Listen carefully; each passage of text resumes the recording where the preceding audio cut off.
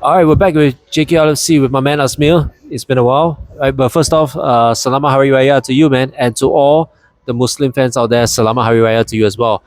Uh, I know that the last time we were here, we were doing one of these was the Merseyside derby back at Liverpool. We won 2-1. But how times have changed. We're here, and it was not a really good Hari Raya for you. Seeing Liverpool lose this time, we lost 2-1 to Brighton. So your first thoughts after the final whistle? We did alright in the first half. Played okay. We had spells, but then again, typical Liverpool style. After equalizing, the other team comes back to score the winner against us. Just that this time it's not in the last minute. I just don't know where to go on from here. Like seriously, where did the good football and the good pressing from Wednesday came? Where did it go to? Where is it now? Like, why? Why is it like this? From that to not being able to string passes properly, we can't fucking clear a ball properly. We can't even defend properly. And two of the goals, sadly, it had. I have to say this, but not the first time this has happened. Our second choice goalkeeper, Mamadashvili, what are you doing? Please work on commanding and organizing your defense properly. Please. Because this game, the United game, I could go on and here and there, but why? Why have we gotten so bad at dealing with crosses? 2 times today. What the fucking hell is going on here? Speaking of that, we lost our only striker, Ekitike, in the 8th minute. For full disclosure, I didn't join them at Cook and Brew until maybe like the 20th minute, but I found out on my way here that Hugo Ekitike was injured. You saw the whole match from the start. What happened there? He got injured and it looks like I kind of felt that we were screwed from the moment that he got injured. Like we had to reshuffle everything again. I was quite optimistic about the starting lineup. I thought we could really get something today, but then again, this all stems from the manager, Arne Slot.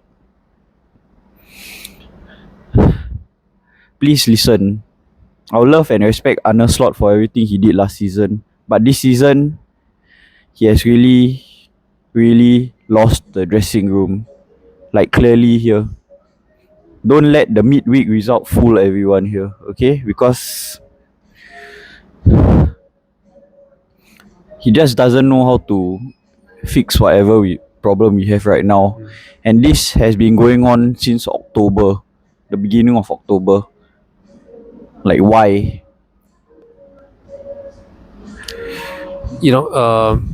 I was speaking to another fan earlier before we came. We were doing this. I asked him, and because in my video, since you're talking about Arne Slot, in one of my previous videos, I said I'm Arne Slot in until the end of the season. So I'm gonna ask him. Also, I'm gonna ask you the same question as the other fan. Are you two parts? First things first. Will you give Arne Slot until the end of the season? Because we're at this tail end of the season already. There's only 7 league games left, and at least one FA Cup game because of after the international break, and at least 2 Champions League games. So that's 10 games at least. We're already at this stage of the season. Are you going to replace Arne Slot at this stage, or do you say, you know what, let's just get the season over with and then let's find another manager? Alright. All this while, I have wanted him out ever since the Nottingham Forest game. Like, really from that moment onwards. We were getting hammered by the worst Nottingham Forest team in recent years. We dropped points last week against the worst Spurs team in recent years, and we lost to the worst Wolverhampton team in recent years. All these are the reasons why I want Arne Slot out. Like, from the pattern of play, I don't see anything changing. Like, what is changing really? We are still passing sideways, backwards, can't tackle properly. Really, what is it? And realistically, does anybody see us beating PSG in this moment in time? Okay, even if we get through, we'll face Bayern or Real Madrid. In this current form, I'm just really not sure anymore. I've run out of words and I'm just so tired of repeating myself over and over again to somebody who's very stubborn. And like I said before, he does not have any excuses compared to previous managers. This man spent a lot compared to our previous managers like Rafa Benitez and Klopp. So he has to get the results by hook or by crook. But since you asked about that, I will still support him as long as he's our manager, even though I want him out. If I had a choice, I want him out. But if he's still our manager, I have to support him. So okay, let's just do some hypotheticals. Two scenarios. If let's say Slot really does go during this international break, who's going to be our interim? And if Slot stays until the end of the season, and let's say, and I think we're both in agreement here that it's better to let him get the season done over with, right? And then bring in another manager. So for these two, each of the two scenarios, who do you want the interim manager to be? And let's say for next season, we need a new manager. Who's it going to be? Okay, for interim manager, I would love if Steven Gerrard, like, if you're watching this, please come back. Like, really, because what the current crop is not like they know what it's like to play for our club. They don't understand what it feels like. Okay, you can't win all the time, but during Stevie G's time, even though we lost, at least we saw some fight. Unlike today and most of this season, at least he will instill some fight in our team. That's what I want, even if we don't win. And permanent manager, I would say if can, I want Xabi Alonso. Like, we already have the players for his system, so why not take him already, right? Yeah, are you saying that? Are you saying that the current players in our squad is actually meant tailor made for Xabi Alonso? Exactly. Yes, like Frimpong, for example, he can play right wing back. Then there's Words as well, who he knows, and there are other players. I feel he can use the players for his system specifically. But, okay, Alonso during his time at Leverkusen, his formation was 3-4. I think it was 3-4-2-1. Am I right to say that? 3-5-2, 3-4-2. 3-5-2, 3-4-2-1. But Yeah. that means you need three centre backs. Correct. And right now we got Van Dijk and Konate only, and most we give Joe Gomez, Correct. and then Leone is only coming back next season, and the centre back, the young centre back Jeremy Jacquet that's supposed to come in next season, he is down with a serious injury. So if Alonso comes in, right, how is he going to play that 3-5-2? Like, do we need three more centre backs, for example? Because if you're going to play 3-5-2 or 3-4-2-1, that's your minimum requirement. You must have squad depth in your centre backs. So if Alonso comes in, you got to play that system, and you say that they got all the players in there. Who do you think? Let's say even for the centre backs, forget the attack. Like, who are we going to bring in? Other than Jeremy Jacquet, who is now injured. If he comes into Liverpool, he's going to come in injured. Then we're going to have another problem again. Who can we get? I feel we should really go all out and get Van der Ven from Spurs. You want Mickey Van der Ven? Yeah, why not? I would want him. He's already Premier League proven already. Anybody else other than Van der Ven? Van der Ven. Because I condemned it in one of my videos. I condemn Christian Romero. Yeah, but I feel he's one of them that I would take in. Maybe since Robertson is not certain whether he's going or staying, might as well play him as a centre back. He has done it before, so why not?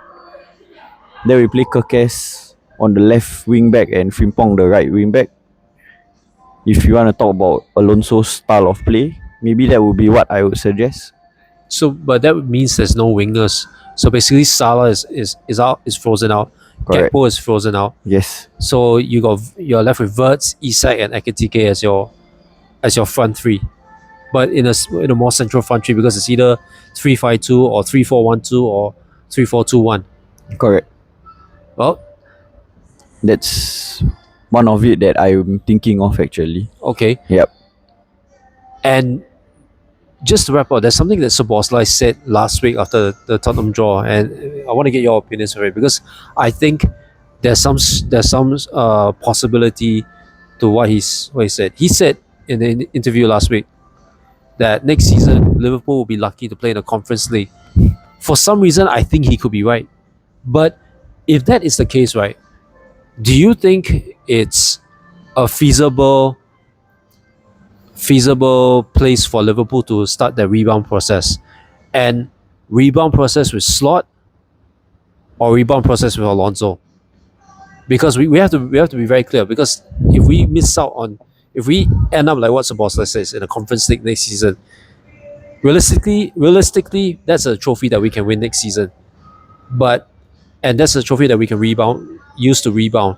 But who's would it be more feasible for Slot to be in charge of that, or do you think Alonso is willing to take that step down and say, let's focus on the Conference League, if that is a reality? I feel this is perfect for someone like Alonso, if you ask me. I hope he comes in, regardless of where we finish. As long as we don't win the Champions League, Alonso has to come in. As long as we don't win the Champions League. Yeah, I'll make this very clear. As long as we don't win the Champions League, Alonso has to come in. So what happens if we do? What happens if by some miracle we do win the Champions League? Then I'll let Slot stay for one more season. Because my expectation is, by hook or by crook, we have to get Champions League football. So he has to win the Champions League or finish in the Champions League spots. But realistically, with the way we playing today, I feel like neither of it is going to happen. It's a very grim time if you're a Liverpool fan. It's a grim time. It's a grim season for us. I think this is factually our worst season in a decade. 10 losses, right? That's our 10th loss. And people are saying that we are the worst defending champions. What say you? As much as I want to disagree with it, this is really factual. We cannot run away from the fact. Like I said, we spend so much money as defending champions. We should be getting better results. Even if we don't win the league, we should be challenging for it. Okay? So please understand where the anger and frustration is coming from here. It's getting late here in Singapore. And by the way, we're all watching it in Singapore time. We're not watching in UK time. So for all the viewers watching, it's right now like what, 11, and we're all rushing to bed. But hey, thanks for stopping by, man. Thanks for taking the time, man. And listen, to end this on a high note, still, Selamat Hari Raya to you. Thank to you. all the viewers out there, Muslim viewers out there, Selamat Hari Raya. Thank you. If you're a Liverpool fan, like this guy here, don't let this result bring your mood down. You still got families to visit and just like exchange well wishes, right? So Selamat Hari Raya to all our fans. Thank you so much, and we'll see you in the next video, right?